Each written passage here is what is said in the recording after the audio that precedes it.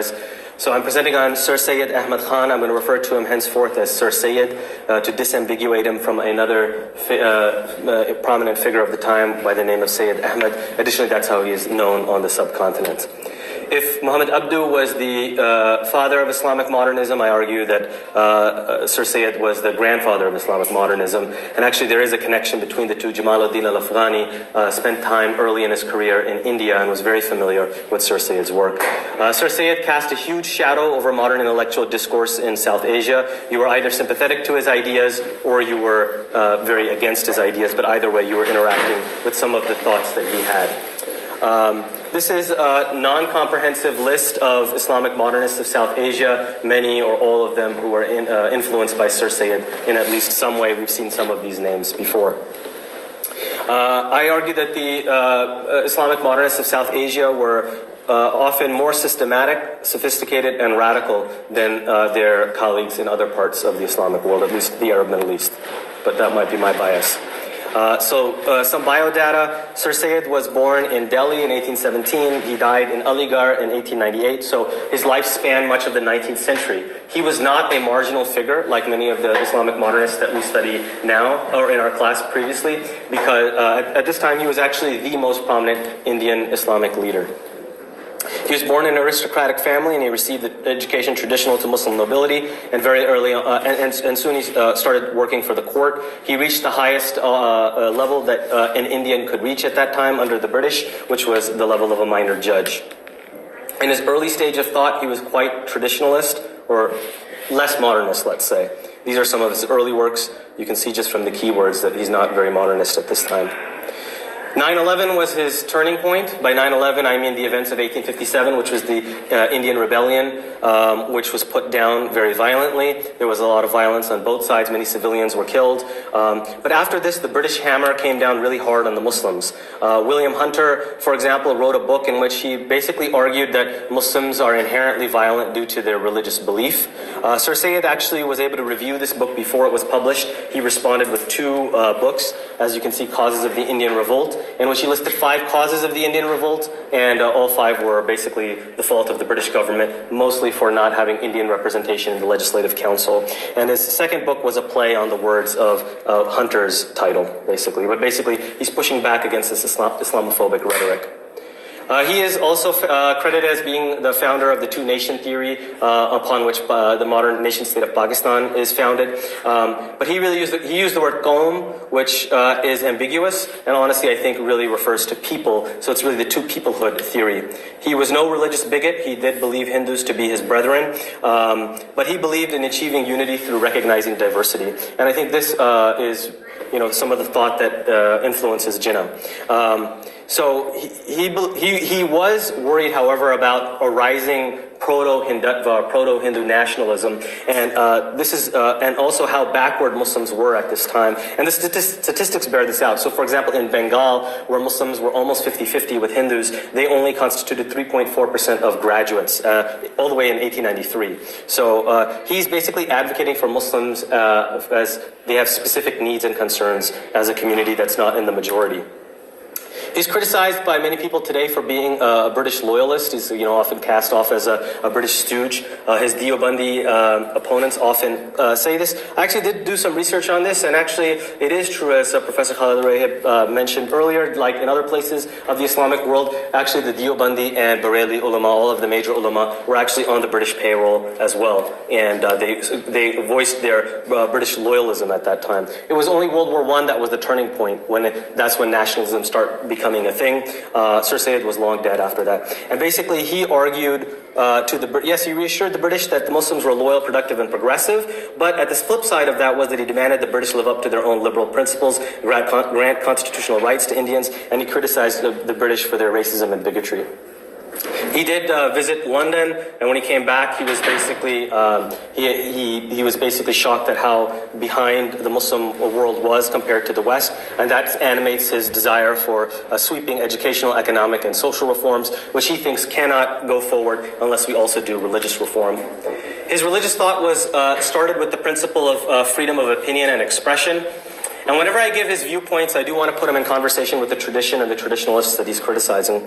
So if we look at Al-Mawardi's, classical text, we see that there is this concept of a religious police who are to enforce proper religious belief and practice. So Sir Sayyid is pushing back against this idea. And he bases his idea on freedom, on his belief in free will. He absolutely rejects predestination. He believes God gave humans free will, and therefore it's not the right of anybody else to take away that free will. So God's foreknowledge does not mean that God compels people to action. And if, again, we compare this to the Fawda's text that we read earlier, the Ash'ari traditionalist viewpoint is that Allah creates the servant's will, action, and power. So really there's only the image of free choice. So Sir Sayyid is rejecting that. So, on that note, Sir Sayyid's own freedom of speech came under attack. He was, hundreds of fatwas were issued against him, calling him a kafir, a heretic, an atheist, even the antichrist, and he was declared wajib qatl, or obligatory to kill.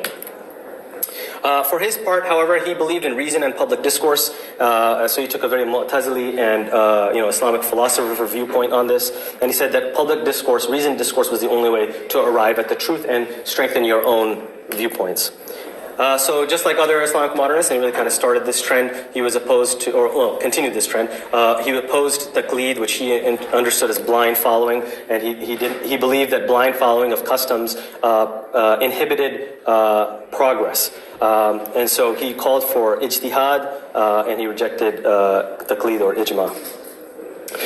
So he was very progress-focused. This was part of his verbiage, and he did have a very enlightenment or Whig view of history, and he think Muslims should adopt that, as opposed to the quote-unquote regressive view of history in which things have just gotten worse after the Prophet's life and the first 3 generations. He was a believer in self-help, and he believed that Muslims had to, pick themselves up, basically. And how to do that was twofold. One was economic progress, and the other was education. So he was a big educationalist, and his greatest desire was to establish a Muslim university, which he was successful in. He had to break through the barrier of getting people to study English. There was this idea at that time that studying English was haram, it was the language of the kuffar. So he basically said, look, Persian was also a quote-unquote infidel language at some time, but then Muslims adopted it as their own and study it. And he was a big proponent of studying multiple languages. So there are 5 languages that were taught at his school. He called for Muslims to embrace modern science. He believed that Islam had to be reconciled with not just modern science, but also with modern philosophy. He was a big institution builder. He established literary and scientific societies, and then he eventually established his university, which was eventually renamed Aligarh Muslim University. It was based on the Oxford and Cambridge model that he was impressed with when he was in London. He stressed virtue, so education's role was not just to teach you how to get your bread, earn your bread, but it was also about instilling virtue into citizens and making them upright. So he, like Islamic moderates in general of this time, of that area, were opposed to what they saw as the excessive legalism of the Islamic tradition. They're moving away from fiqh and law, going towards moral philosophy and virtue ethics. Chirag Ali was Sir Sayyid's kind of right-hand man. He basically differentiated between what he called Muhammadan revealed law, which was the Quran, and Muhammadan common or civil law, which was the Sharia or fiqh. So this was something that was not divine, which was something you could take the good aspects of, be inspired by, but it's not something that you follow as a divine source. So as far as sources, Sir Sayyid put reason at the top. It was something that was God-given. It was part of innate human nature. He affirmed natural law, and as opposed to Ash'ari traditionalism, he affirmed moral universalism. He did still believe that revelation had its role. It had its role in those aspects such as the hereafter, the nature of God, things that were beyond human reason. On the other hand, he was opposed to hadith. He was not completely opposed to hadith. He was cautious and skeptical towards hadith, but he did believe that they had some role. He took them as historical sources, basically, and that we should have a historical critical approach to them. Now, it's often claimed by some Western scholars and Muslim traditionalists that the Islamic modernists simply aped this from the West, that they got it from the West. But actually, we all know that Goldziher was the first one who launched this volley against hadith, and he actually cites Chirag Ali in his work. That's where he also got the idea from. So it's not that the West, Muslims got it from the West, but the West actually got it from the Islamic modernists. So Sir Sayyid also thought qiyas was highly limited and flawed, and he completely rejected ijma. He was a big proponent of religious toleration, pluralism, and liberalism, and so he has this conversation with a Christian army officer who basically tells him that Christianity is the only true faith, and he says, well, look, every believer thinks the same about his religion. So he did, okay, it's also claimed often that the first person to reconcile Islam and secularism was Ali Abdul Razak, an Arab, in 1925, but in reality, Sir Sayyid and Chirag Ali had done this decades earlier. But they are still saying that religion has certain high moral principles which do influence the system that you do make. So what I think they're calling for is a secular state rooted in Islamic principles and universal moral values. There was definitely anti-clericalism that was inherent in their discourse. So this is a poem by Hali, who was the biographer of Sir Sayyid. So they didn't have the highest view of Maulvis or mullahs. And Sir Sayyid himself was calling for the rise of the, quote, Muslim gentleman. This is basically the Islamic intellectual or the religious intelligentsia, which would serve as a rival source of religious authority. So he did write a very long Quran commentary. Unfortunately, I don't have time to go through all of these principles of exegesis that he goes through. But basically he says, look, there's a new age and it has new requirements. We can't do these hair-splitting theological discussions. He did consider the Quran to be the word of God, and so it has to be absolutely true. But he considered the law of nature to be the work of God, and therefore there could be no conflict between the word of God and the work of God. And this will kind of animate why he has to speak against supernatural miracles. He does argue that there are no supernatural miracles attributed to the Prophet Muhammad clearly in the Quran. I think he has some basis for that. He is, however, forced to reinterpret the miracles of past prophets. There are many ways he does this, so the first style is this naturalization method, or kind of textual acrobatics. I don't find it very convincing, but there you have it right there. But he does also hint at something more sophisticated, along the lines of what Rudolf Bultmann will say much later, who is a Christian theologian. Basically, Rudolf Bultmann said that we need to embrace myth as a carrier of existential truth. So he said, yes, the cosmology of the New Testament is essentially mythical in character, and the modern man is convinced that this mythical view of the world is obsolete. But these myths have deeper meaning and truths behind them, and that's what really is the real intent behind them. So Sir Sayyid does point in this direction. So for example, he says that the Quran has a real end of what is said, kalam maqsood, and the means of the speech, which is ghair maqsood, meaning there is the meaning behind the myth, and then there's the myth itself. And so he did eventually take angels and devils to be symbolic representations of human nature.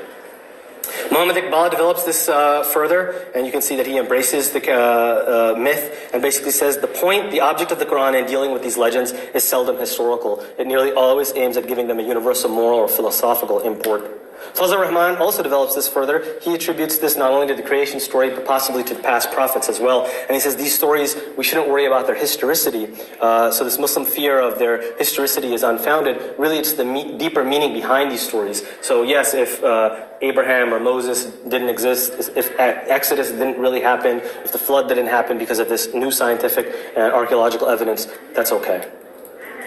Muhammad Asad was also deeply influenced. Muhammad Asad spent 20 years in Pakistan, was a Pakistani citizen. His tafsir reads very much like Sir Sayyid's.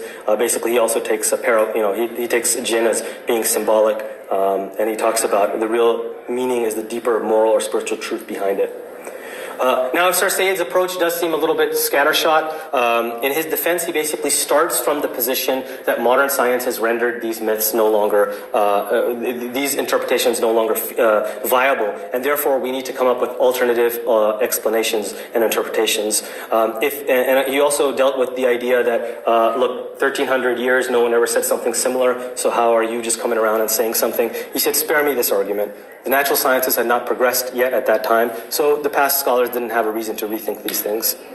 So he was, I think, the first Muslim to categorically accept Darwinian evolution, again, not an Arab. And that's what's pushing him to this point of biting the bullet of evolution, of myth. So this is, again, putting them in context with traditionalists. I think it's often, shocking what Sir Sayyid's views are on Quranic stories. But if you look at the context, so this is the Deobandi scholar, I just want to stress why he has to go down this path. Now, I think this is honestly not very serious stuff, and I don't want to cast this as, being representative of the tradition. I do think it is of the Deobandis in Pakistan, but but even if we look at, very intellectual Islamic traditionalists who I respect deeply, we can see that they struggle with the issue of evolution. So here's Hamza Yusuf, who basically says we can't accept that Adam and Eve came through human evolution. Yasser Qadi, who basically argues for this domino theory that God inserted Adam in the natural order and then basically to make it look like that, there was this causal relationship. I don't think that this works very well. I mean, if you find it convincing, that's fine. But, I think that we have vestigial organs. We have, evidence in our DNA towards evolution. So I think you'd really have to say that God is kind of trying to mislead us by this evidence. So I think that's why it's problematic. Now, you can hold your view, but I just want to show you why these modernists have to go down the path that they are going. Here's another Islamic intellectual scientist who basically says, no, we have to reject evolution entirely as an atheism-based theory. This is Daniel Hakikachu, who was actually educated at Harvard. He did his undergrad here. Basically, he deals with these issues specifically. He has an institution that's dedicated to refuting Islamic modernism. He basically says, asking if evolution is reconcilable is like asking if our theology accommodates Spider-Man. And Darwinism is a false theory, has been definitively refuted. Again, you can see that this is a major issue that Muslims of all groups are dealing with, and so this is one mechanism that Islamic modernists have come with to reconcile it. On the flip side, Sir Sayyid does engage in some scientism, so he does have those kind of, the Quran hints at spermatozoa, not very convincing. He was accused of being a deist. I think this is totally unfounded. He did deal with this and respond to this, and he said, look, I don't take a watchmaker view of God. I consider God the first cause, and like Avicenna, I consider it not only a temporal first cause, but a hierarchical first cause. So if God were inactive, the whole world would perish, and nothing would exist even 1 second longer. He was also accused of materialism. I think that's also unfounded. But I do think there is a tension and a very strong criticism that is applicable to Sir Sayyid. And that is, and this is a quote by one of his colleagues who was a critic of how far he went. And he basically said, look, you're rejecting these, quote, myths because the science of the day leads you to that. But the science of the day would also lead you to believe that God himself is a myth. So I think this is something that Sir Sayyid does have to respond to and deal with. He basically argues that these things are beyond human rationality, and so they are beyond the comprehension of man, God, the next life, the soul, etc. So he argues that all of this is not outside the law of nature. I put a question mark here because I think he really should argue that it is outside the law of nature, that it's somehow supra-rational. But in any case, and if he accepts this, then I guess you could accept angels and jinns and everything. So there is this tension in his thought. So if Islam had to be reconciled with science, it also had to be reconciled with the natural law. It had to be reconciled with natural moral law as well. And so Sir Sayyid founded the Muhammadan Social Reformer, in which he wanted to abolish everything that was contrary to this moral natural law. So as far as jihad, he argued that Islam absolutely does not allow offensive jihad. This is against the tradition. So here's Mufti Taqi Usmani, who is kind of the grand mufti of Deobandi Islam, who penned a piece against Islamic modernism, and he says, no, aggressive jihad is lawful even today. So you see who he's discoursing with. Sir Sayyid also penned a book penned something against slavery. He wrote The Abolition of Slavery in 1893, and he wrote, God made man such a being that freedom and self-independence are a part of his innate nature. So this was his moral philosophical argument. He also had a hermeneutical argument in which he argued that the Quran gradually abolished slavery. He calls it the verse of release, Quran 47:4, which says, so when you meet the disbelievers in battle, strike them in the neck, and once they are defeated, bind any captives firmly, then free them graciously or hold them for ransom until the war lays down its burdens. And he said after that moment, that is the conquest of Mecca, enslavement was completely forbidden to the Muslims. Chirag Ali points out that Umar, the second caliph, abolished slavery for Arabs, and he said, well, why don't you do it for everyone? And they were, of course, opposed to concubinage. How the heck is this permissible. This was their viewpoint. They were disgusted by it. Now, to put this in my context of the tradition, this is my own research here. Basically, I just looked at the classical texts. I mean, these are the big classical texts. Ibn Rushd writes in his magnificent fiqh book, quote, "The obvious interpretation of the Quran is at variance with the Prophet's deeds.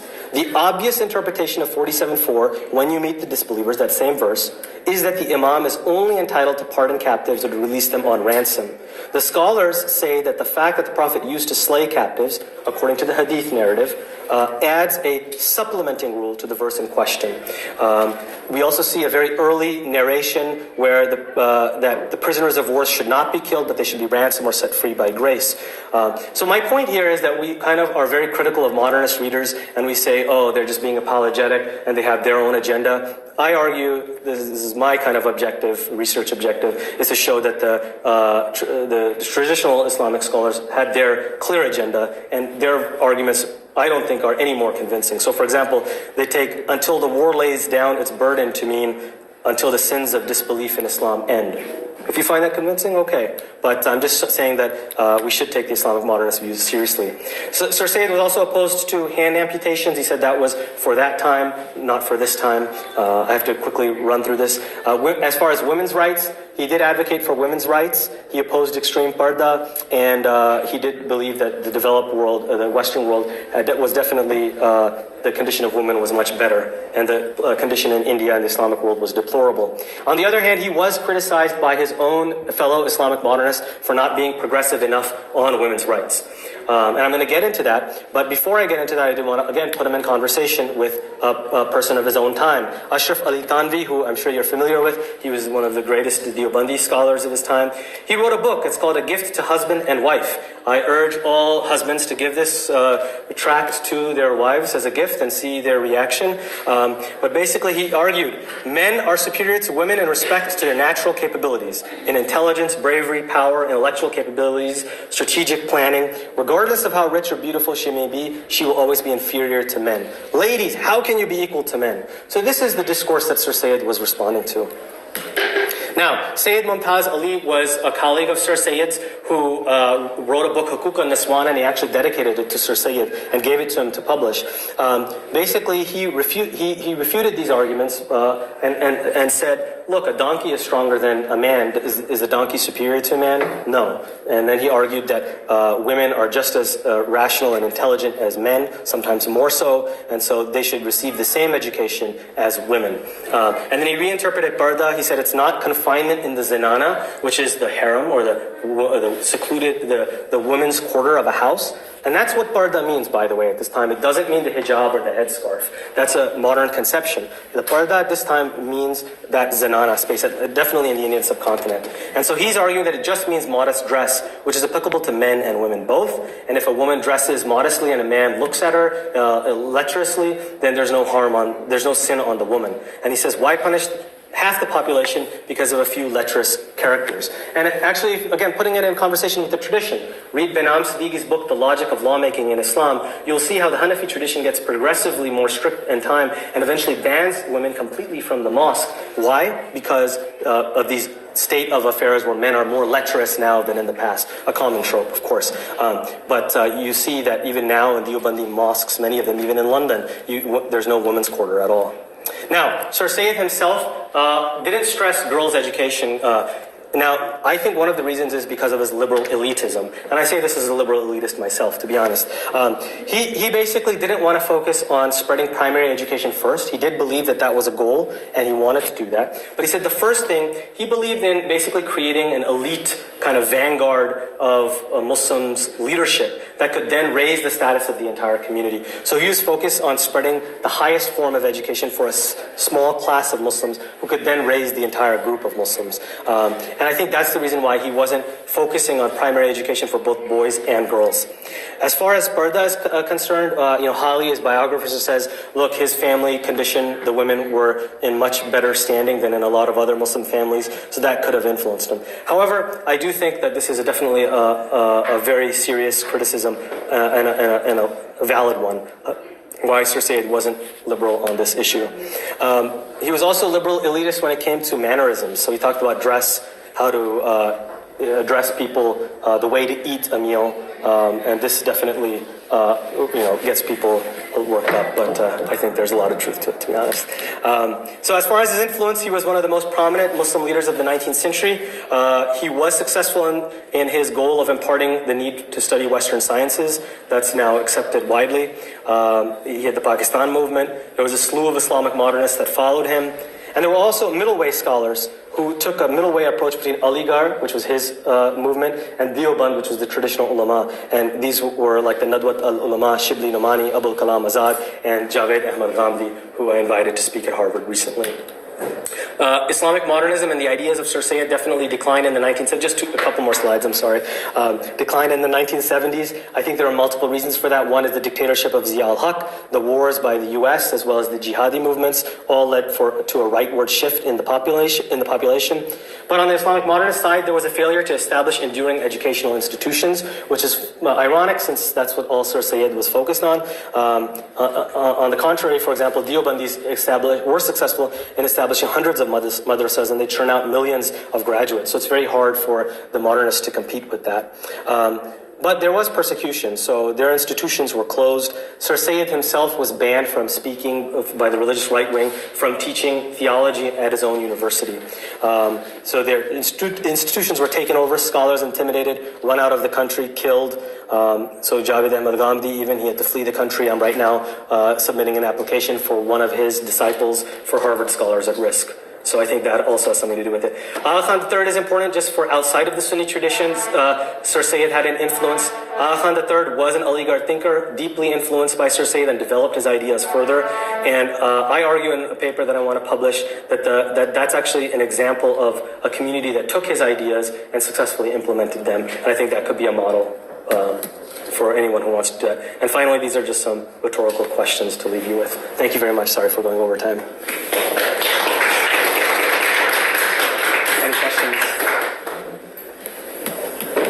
Yes. Why did you choose to say that? How do you see his work applying to your own?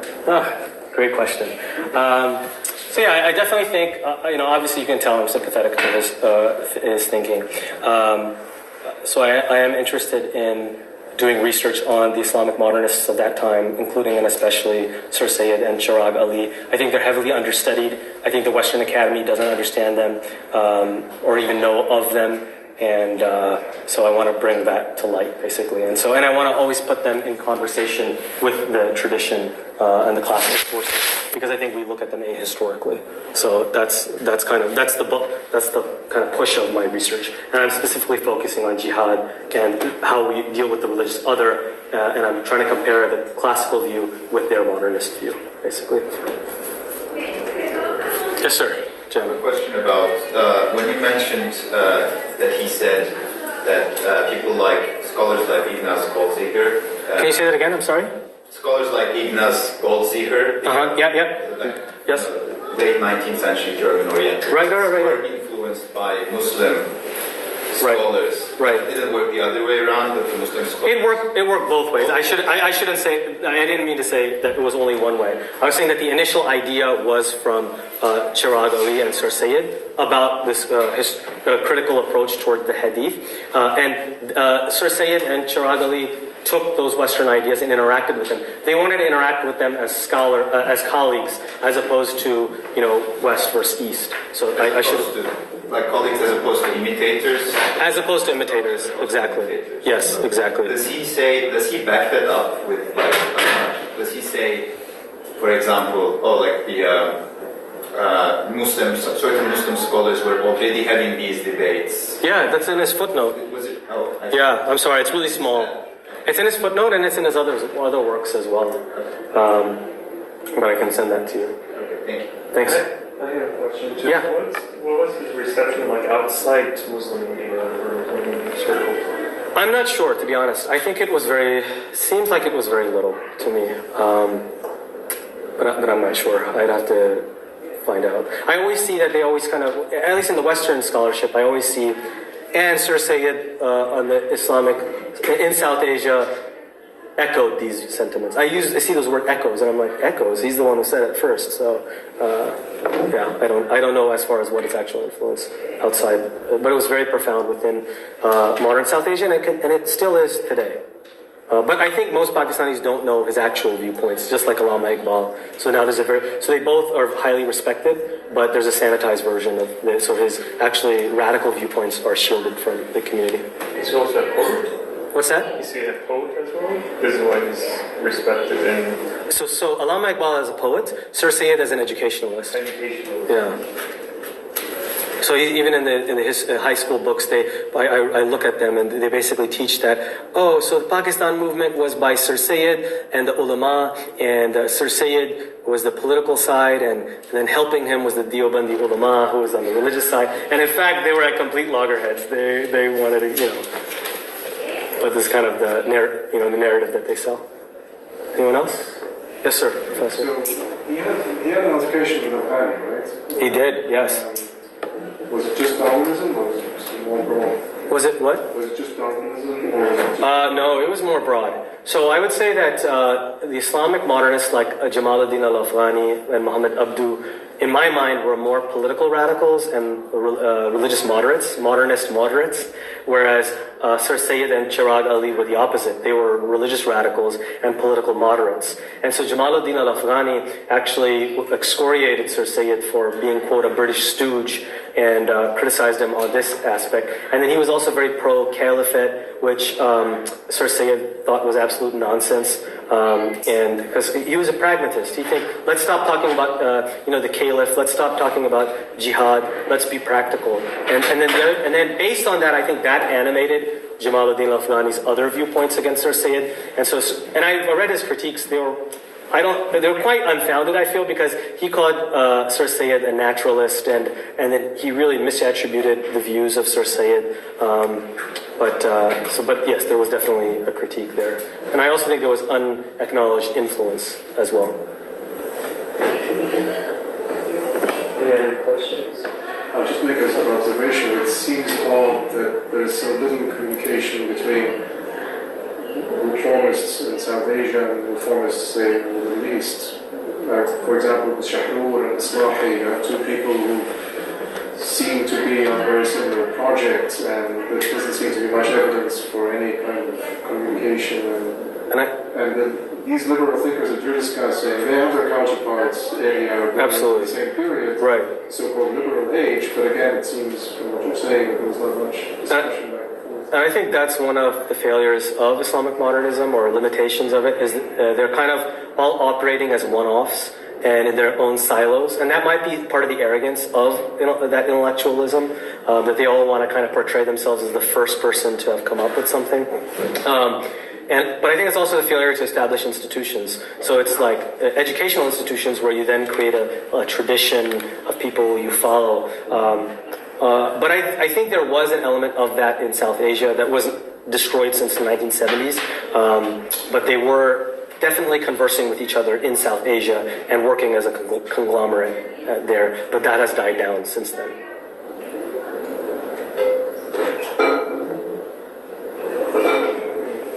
Thank you. Thank you very much.